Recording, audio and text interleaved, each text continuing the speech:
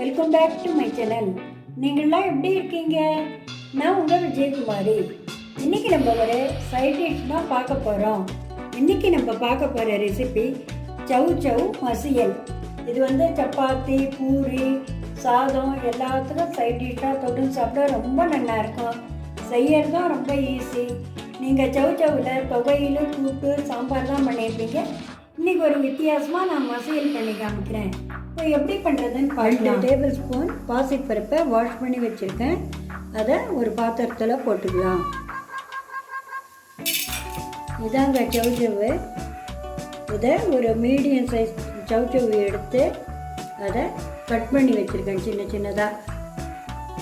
அதையும் இந்த பாத்திரத்தில் போட்டுக்கலாம். இப்போ இதில் தண்ணி விட்டு கேஸில் வச்சு வேக வச்சுக்கலாம்.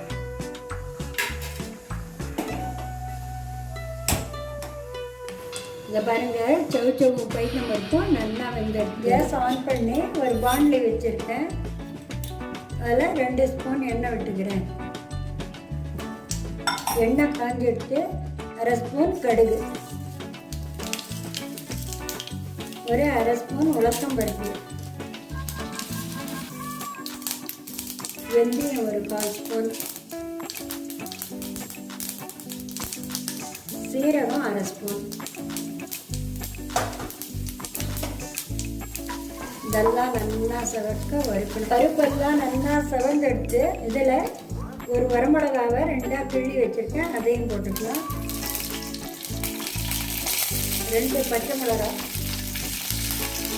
ஒரு 4 பச்சை கருவேப்பிலை, மீடியம் சைஸ் தக்காளி 2 எடுத்து அதை கட் பண்ணி வச்சுருக்கேன். அதையும் போட்டுக்கலாம்.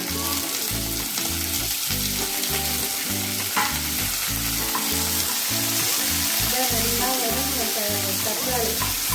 தக்காளி நல்லா சாஃப்டாக வதங்கி எடுத்து இதில் ஒரு சின்ன எலுமிச்சம்பழம் அளவு புளி கட்டி வச்சுருக்கேன். அதை இதில் கலக்கி கொட்டிடலாம்.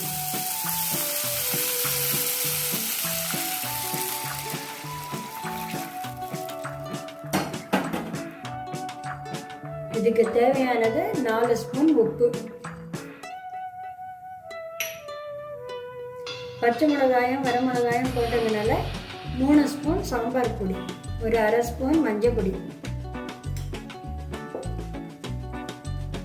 ஒரு 1/2 ஸ்பூன் பெருங்காய பொடி. இதெல்லாம் போட்டு நல்லா மிக்ஸ் பண்ணி விட்டுடணும். விட்டு இது நல்லா கொதி வரணும். இப்போ இந்த புளித்தண்ணி நல்லா கொதி வந்துட்டு கொஞ்சம் ஸ்டவ்வை குறைச்சி வச்சுக்கோங்க. இந்த வேக வச்ச சவுச்சவும் பாசிப்பருப்பையும் கொஞ்சம் மேஷ் பண்ணிக்கலாம். ஃபுல்லாக மேஷ் பண்ண தேவை, ஒன்றும் பாதிமாக பண்ணால் போதும். வாயில் அந்த காயும் கொஞ்சம் நெருக்குன்னு தென்படணும்.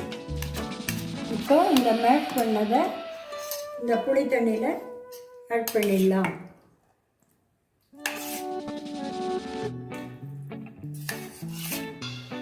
இப்போ இதை நல்லா மிக்ஸ் பண்ணி விட்டுட்டு மூடி போட்டு நல்லா கொதிக்க விடணும்.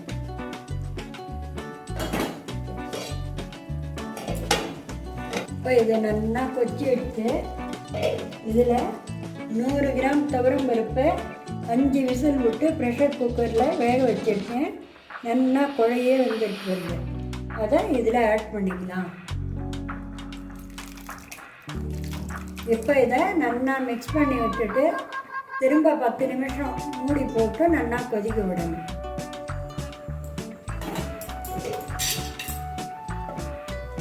இதை நல்லா கொதிச்சு எடுத்து இதில் 1 ஸ்பூன் கோதுமாவை தண்ணி விட்டு கரைச்சி இதில் ஆட் பண்ணி கைவிடாமல் கலக்குங்க.